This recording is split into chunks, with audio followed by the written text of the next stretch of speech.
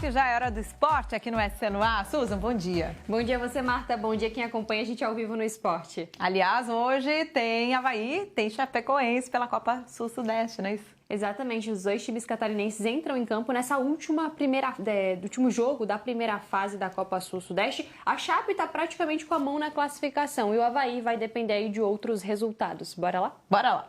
A gente começa então com a Chapecoense, que enfrenta o Operário fora de casa pela sexta e última rodada da Copa Sul-Sudeste. E apesar de estar com a classificação encaminhada para a próxima fase, o Verdão do Oeste precisa garantir esses 3 pontos fora de casa para aí sim não depender de nenhum resultado e ir tranquilo com a classificação. O Eduardo Florão é quem traz todas as informações de como a Chape vai chegar para esse confronto. Oi, Florão, bom dia! Oi, Suzan, bom dia para você. Um abraço ao pessoal ligado com a gente aqui no SC no Ar. A Chapecoense entra em campo na noite de hoje contra o Operário fora de casa em busca de classificação na Copa Sul-Sudeste. Caso vença, a Chapecoense está garantida na próxima fase, na semifinal da Copa Sul-Sudeste. Se empatar, depende de outros resultados. Se perder, também depende de outros resultados. Então a Chapecoense, que venceu todos os jogos dentro de casa, está tentando agora vencer também a primeira partida como visitante. Dos 2 jogos que fez como visitante, perdeu para o Volta Redonda, empatou com o Juventude, agora encara o Operário do Paraná em busca dessa classificação.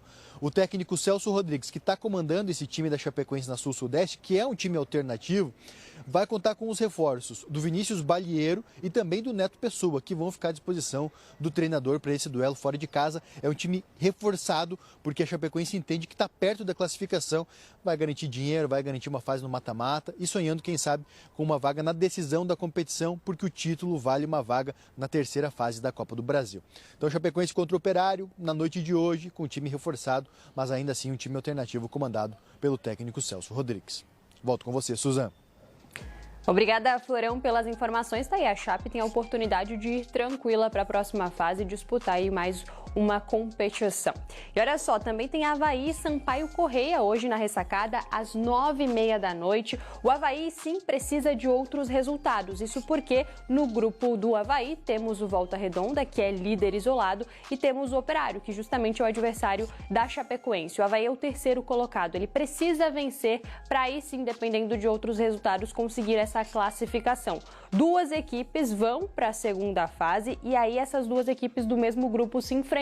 Ou seja, se classificado, o Avaí vai enfrentar ou o Volta Redonda ou o Operário na próxima fase de mata-mata. E claro, a gente torce por uma vitória do Leão em casa para garantir essa classificação na Copa Sul-Sudeste.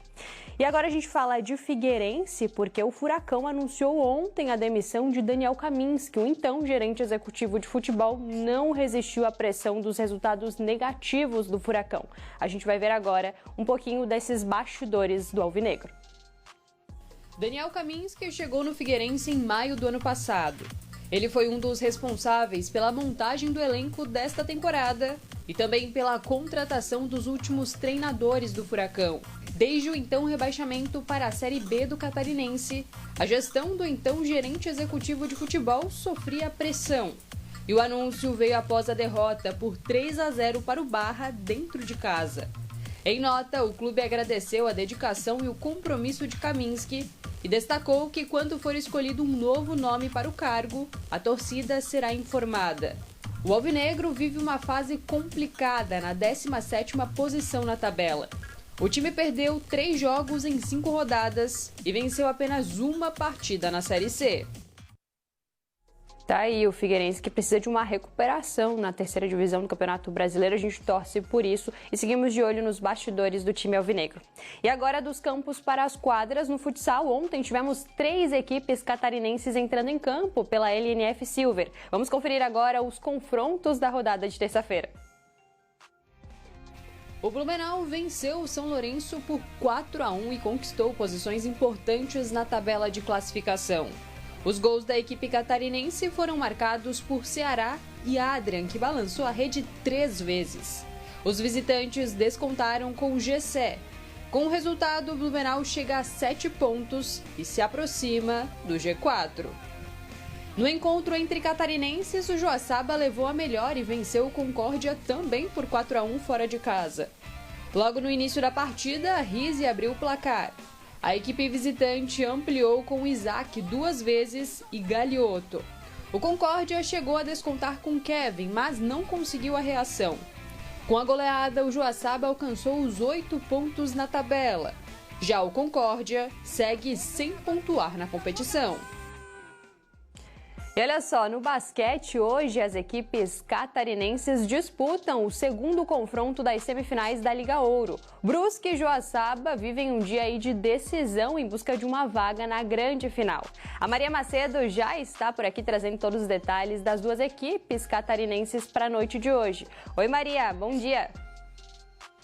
Oi, Susan. Bom dia para você, bom dia para todos que nos acompanham. Pois é, o Brusque infelizmente acabou derrotado nesse primeiro confronto, nesse primeiro jogo da semifinal contra o Fluminense. Esse confronto que aconteceu no Rio de Janeiro. E o Brusque Basquete tem a vantagem de trazer para casa, na Arena Brusque, essa decisão, tanto o segundo quanto, se preciso, um terceiro jogo. Então, o segundo jogo acontece hoje, a partir das 8 horas da noite. E, inclusive, um retrospecto que vale a pena a gente trazer aqui é que, na primeira fase, o Brusque teve, né, essa derrota nesse primeiro confronto contra o Fluminense lá no Rio de Janeiro, mas aqui na Arena Brusque conseguiu a vitória e foi uma vitória muito importante para conseguir a classificação direto para a semifinal da Liga Ouro. Então, um retrospecto aí para fazer os torcedores ficarem bem ansiosos. E do outro lado da semifinal, né, da outra semifinal, o Joaçaba, ele fez o seu dever de casa em casa, inclusive, né? Porque o primeiro jogo da semifinal de Joaçaba e Tatuí foi aqui em solo catarinense e o Joaçaba conseguiu essa vitória muito importante e agora tenta, né, uma segunda vitória para liquidar, então, e ir diretamente para a final contra o Tatuí, esse jogo que acontece em São Paulo também hoje às 8 horas da noite. Ou então, né, caso o Tatuí consiga essa vitória, vai ser necessário um terceiro jogo, que também acontece em solo paulista, né? Então a gente vai ficar de olho com certeza nessas duas semifinais, tanto no Joaçaba e no Brusque. Joaçaba com essa vantagem da vitória e o Brusque com a vantagem de estar em casa nesse segundo confronto. Eu volto com você aí no estúdio.